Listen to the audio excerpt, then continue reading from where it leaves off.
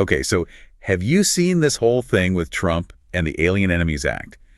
It's wild. You've got this public figure making a claim, and then boom, it's like right there on Google, you can see something totally different. Yeah, it's definitely one of those situations that makes you go, huh, wait a minute, what's going on here? Exactly. It's like a giant question mark just hanging in the air. Mm.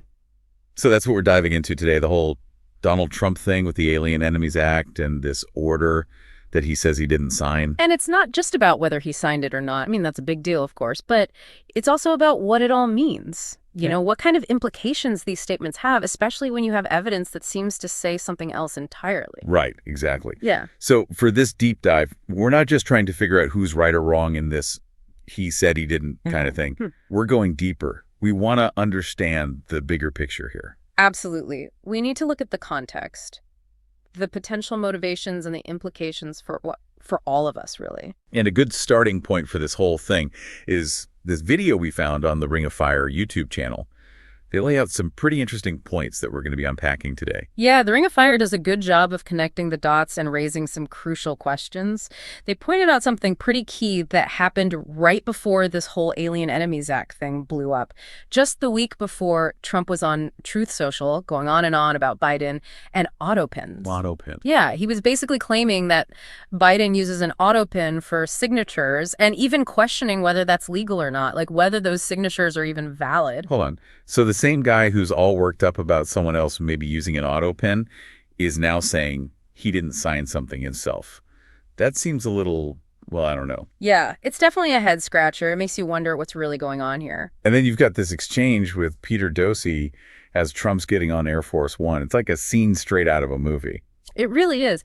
And Dosey asks him about the judge's questions about the Alien Enemies Act proclamation and all those super fast deportations. And what does Trump say? He says, and I'm quoting here from the Ring of Fire video, "I don't know when it was signed because I didn't sign it. Other people handled it. But Marco Rubio's done a great job and he wanted them out and we go along with that." I didn't sign it, Yeah. just like that. But here's the thing, and this is where it gets really interesting for everyone listening. The YouTube commentary points out, and they're right, that you can actually find Donald Trump's signature on this order. It's in the National Register. Like, it's right there. It's not hidden or anything. Exactly. It's publicly available information. Right. So we have Trump saying one thing, and then we have this official document that says something else. That's a pretty big gap. A huge gap. And that's why the Ring of Fire commentary really caught our attention. They laid out two ways to look at this whole thing, and both of them are kind of mind-blowing. Okay, so the first interpretation is the more straightforward one. It's basically saying that Trump's knowingly saying something that's not true. Like he's straight up lying. Yeah, potentially. And the YouTube video suggests that this could be a way to protect himself legally, especially with the judge asking all these questions about how and when the proclamation was signed and the whole rush to deport people. So basically, if the signing process itself is being questioned, it's better to just say, hey, I wasn't involved. Right. It's a way to distance himself from the whole thing. And what's really interesting is that he's doing this even though anyone can easily check and see that he did sign it. So that's interpretation number one, lying to avoid legal trouble. And then there's interpretation number two, which is even crazier in a way. This one suggests that maybe Trump actually doesn't remember signing the order. What? Yeah, like he's saying other people handled it, and he really means it. He wasn't involved. He doesn't know. So if that's true, then who was making these decisions? And where was Trump in all of this?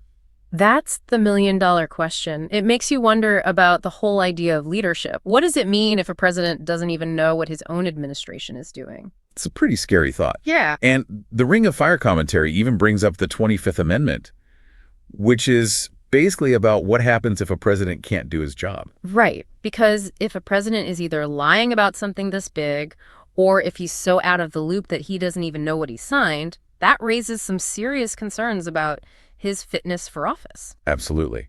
And let's not forget the judge's questions, which were super specific. The judge wanted to know why the proclamation seemed to be signed in secret and why there was this mad rush to deport people. And those questions add another layer to this whole thing. Because Trump's denial, whether it's a lie or a genuine lack of awareness, it just doesn't hold up when you have that signed order staring you in the face. Right. It's like he's trying to build a house of cards on a foundation of sand. It's just not going to work. Exactly. And there's this other detail in the video that really stood out to us. The commentator mentions that Peter Dosey didn't follow up on Trump's statement. Yeah, like he didn't say, but sir, your signature is right there on the document.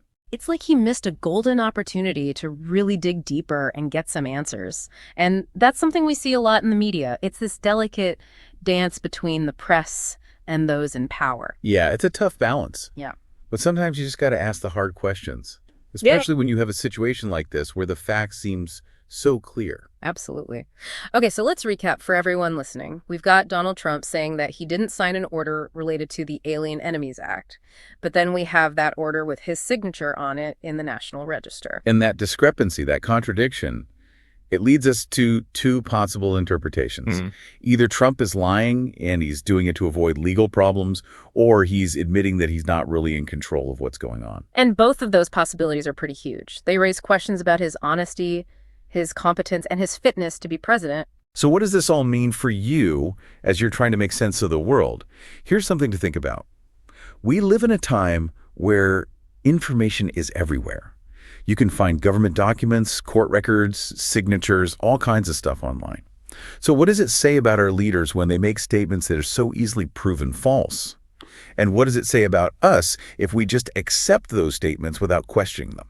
That's the real challenge, isn't it? We have to be critical thinkers. We have to be willing to dig deeper, to check the facts, and to hold our leaders accountable. Because in the end, the truth matters, and the truth is out there. We just have to be willing to look for it.